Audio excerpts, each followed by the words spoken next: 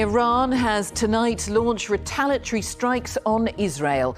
Iran's Revolutionary Guard says it attacked dozens of targets, including military centres and air bases.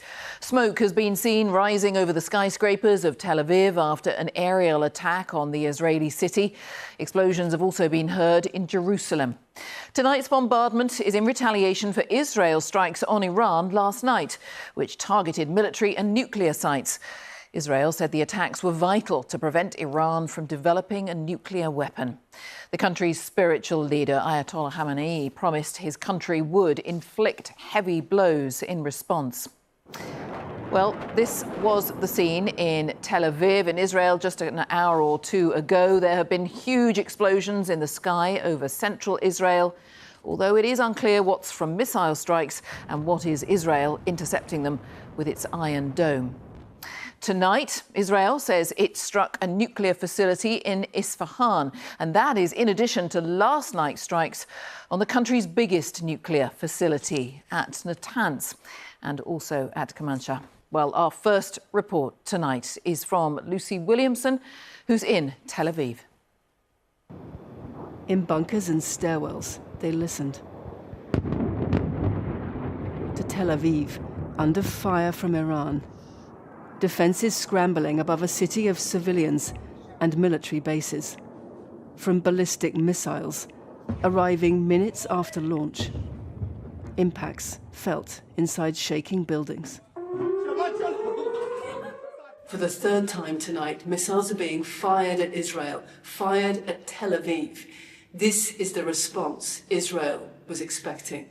And all across the country, people are listening to the sound of Israel and Iran at war.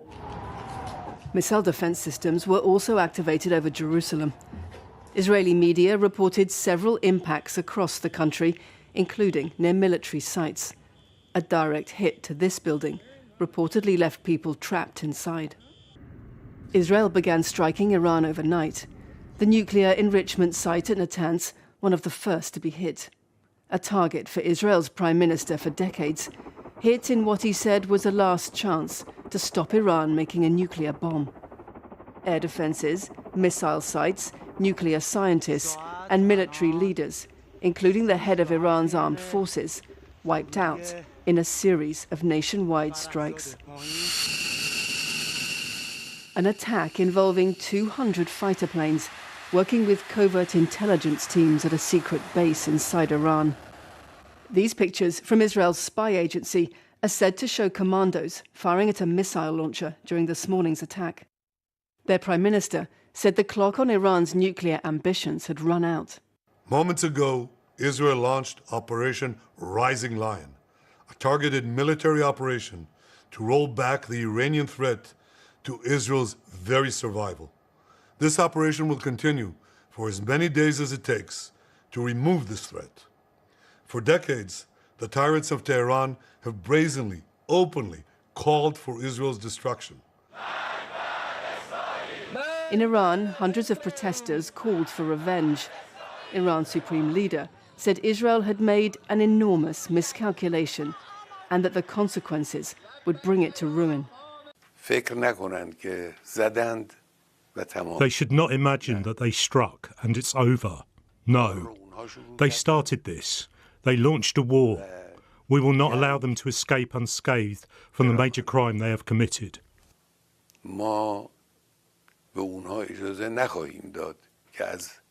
Iran has also now reported unconfirmed signs of radiation at the Natanz nuclear site. I call on all parties to exercise maximum restraint to avoid further escalation.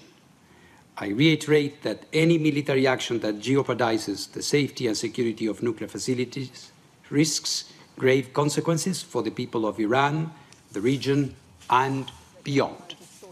A former general in Israel's Air Force said there were limits to what military force could achieve. I think we can say pretty much easily this was the most complicated and actually complicated, probably dangerous operation that Israel ever did in its history.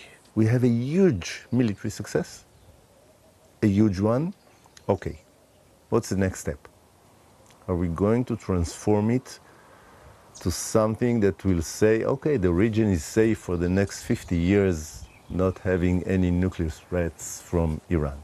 Tonight, Israel was still striking across the country. This explosion filmed in West Tehran. Others reported at nuclear facilities in Esfahan and Fordo. Israel says Iran was secretly building a nuclear bomb. Too big a risk, it said. But Iran may now decide that negotiations won't protect it from attack, and that a nuclear weapon will.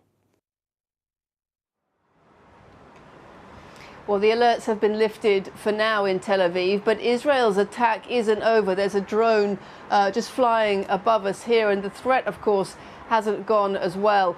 Israel's Prime Minister tonight had a message directly for the Iranian people, saying Israel's fight was not with them, it was with their government. The time has come, he said, to stand up for your freedom from the evil and oppressive regime. And that strengthened the view that some people here have, that Benjamin Netanyahu's goal is not just to dismantle Iran's nuclear program, but its regime as a whole. Thanks so much, Lucy Williamson, there in Tel Aviv. Let's assess the situation in Jerusalem as well. Our correspondent Ione Wells is there. What's the latest where you are, Ione?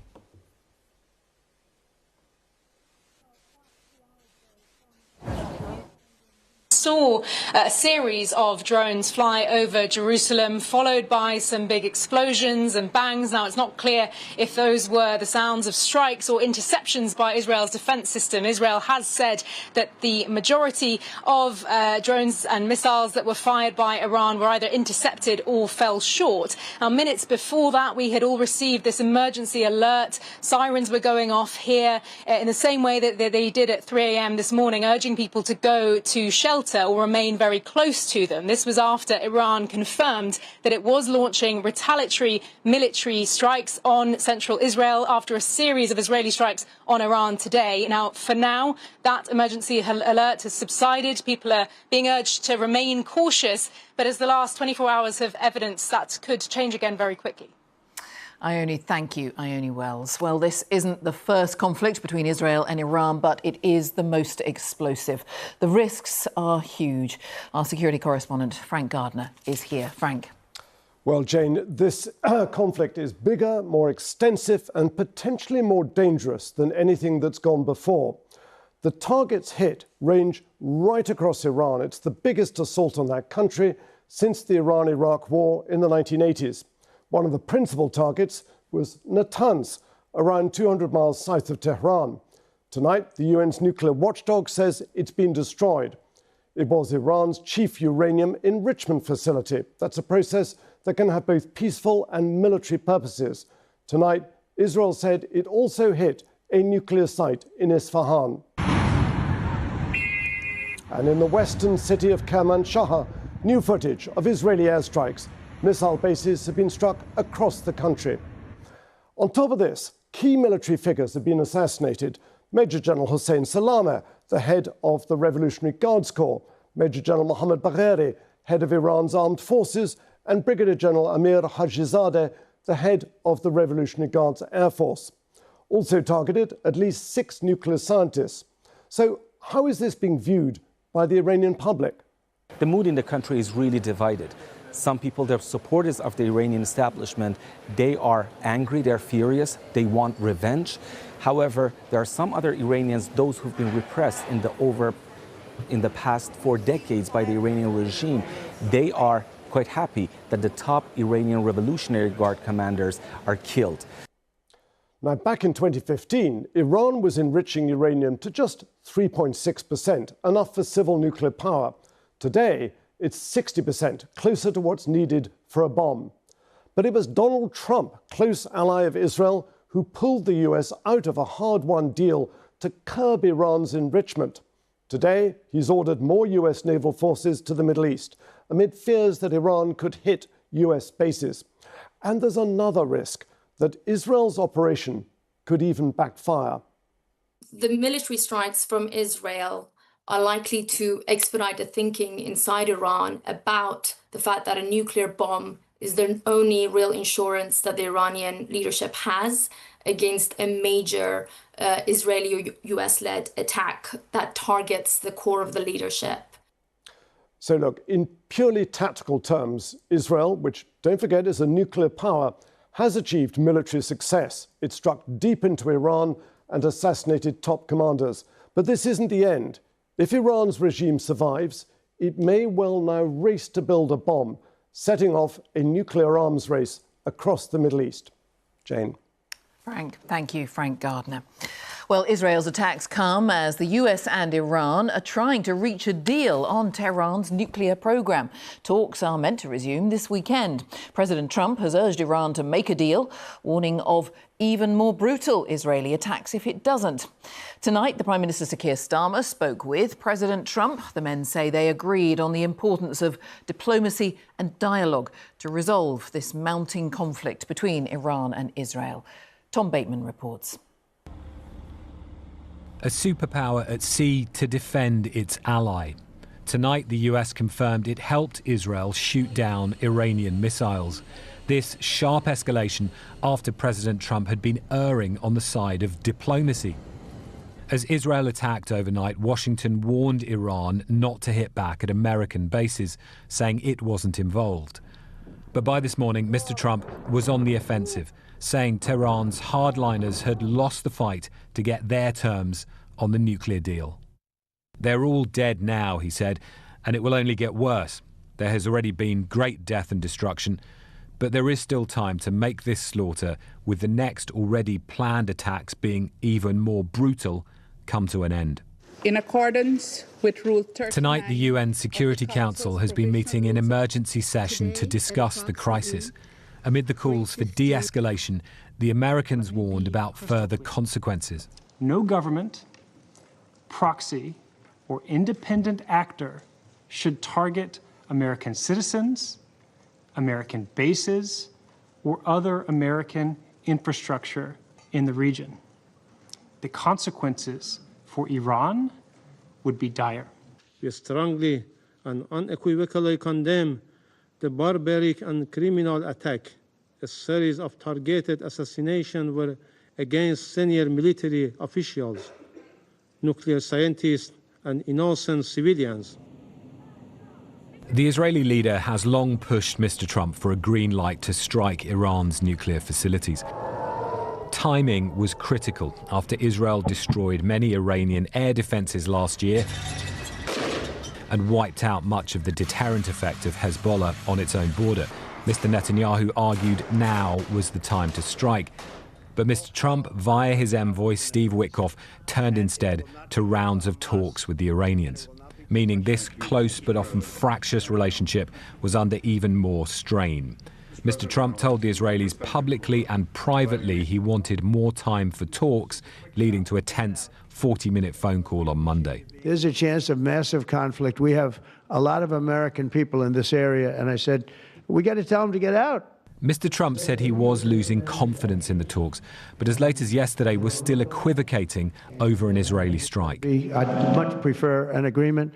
As long as I think there is an agreement, I don't want them going in because I think I would blow it. Might help it, actually, but it also could blow it. It comes in a region on edge. Some American embassies and bases are already partly evacuated. At home, Mr. Trump has been preparing for his big military parade. His hope now is that his allies' deadly pressure pushes Iran towards a nuclear deal on his terms. His opponents are already accusing him of enabling a reckless gamble, risking America getting dragged into a war with Iran. Tom Bateman, BBC News, Washington. Well, in a moment, we'll get the thoughts of Lise Doucette, who is here with me. First, though, let's head to Washington and join Gary O'Donoghue. And that's one of the key questions where you are, Gary. Can the US avoid being dragged into this? Well, the administration's position has clearly evolved over the last 20 hours. We started with the Secretary of State describing it as a unilateral action. Now today, Donald Trump talking about it being an excellent piece of action involving great American hardware. And indeed, we're now learning that Americans are involved in helping intercept these missiles coming in. It comes with domestic risks for the president. Yes, there's strong support for Israel, but there also is strong animosity to any further involvement in Middle East wars and the 40,000 US troops that are in the region. Now, Donald Trump, you know, he's always talked about promises made, promises kept, and politics is about the deliverables. Now, if you look at Ukraine, if you look at the hostages in Gaza, if you look at getting Iran to do a deal, I think this president is finding the process of delivering harder than he thought it would be. Thanks, Gary. Gary O'Donoghue. And Lise Doucette is our chief international correspondent, of course. And people watching, Lise, will want to know what will happen? Where will this go now? But it is so unpredictable. So unpredictable and so perilous. Prime Minister Netanyahu of Israel is making it clear he's waited a long time for this moment and he's not going to waste it. We have seen in the war across the region over nearly 2 years now that the guardrails are off. So now Mr. Netanyahu is saying he wants to destroy Iran's weapons-making capability. What does that mean? How far will it go? All we know on day one is that it's going to take days with all of the dangers of escalation, both deliberate and accidental. But there are Iranian hardliners who also have been waiting to have a go at Israel. They believe they were held back last year, told to exercise restraint, and now they literally are calling the shots. So, day one, Israeli and Iranian civilians are being hurt and killed. There's growing fears about the danger of contamination and leakage. And finally, Prime Minister Netanyahu has also been making clear, as we heard in this program, he wants Iranians to use this moment to rise up. Many do want to see the back of the regime, but many don't. And that, too, could be explosive. Lise, as ever, thank you, Lise Doucette.